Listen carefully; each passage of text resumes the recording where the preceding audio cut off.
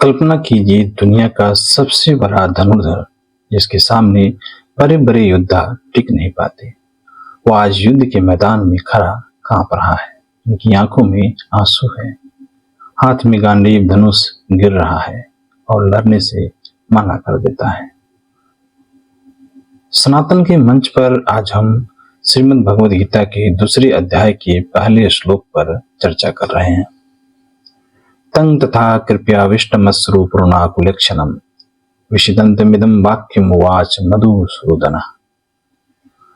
यह श्लोक हमें सिखाता है कि जब एक हाई परफॉर्मर यानी एक अत्यंत कुशल व्यक्ति मानसिक रूप से टूटता है तो वह कैसा दिखता है। यह एक प्राचीन युद्ध की कहानी नहीं है, यह हम सब के जीवन की कहानी है।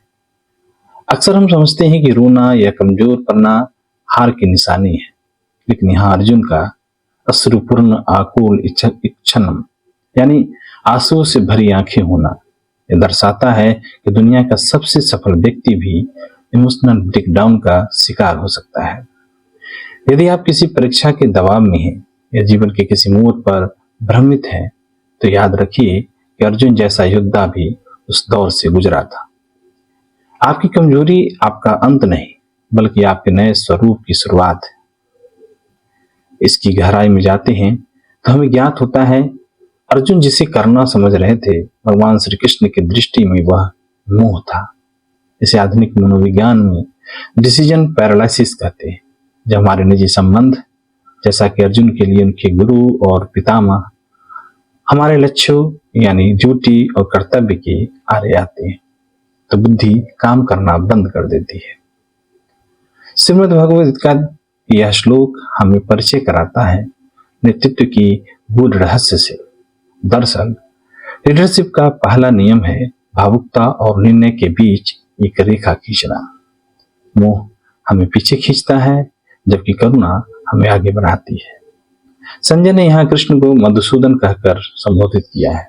मधु एक राक्षस था जिसे कृष्ण ने मारा था। यहाँ मधु हमारे भीतर की अज्ञान, भ्रम और नकारात्मकता का प्रतीक है। एक छात्र के रूप में आपके मधु असुर कौन है?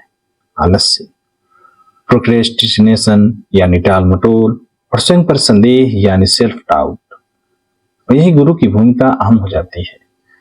जब आपकी अपनी बुद्धि जवाब दे दे तब आपको एक मेंटर या गुरु की आवश्यकता होती है जो आपके इन आंतरिक असुरों का वध कर सके। यह श्लोक शोक से योग की यात्रा का प्रारंभिक बिंदु है।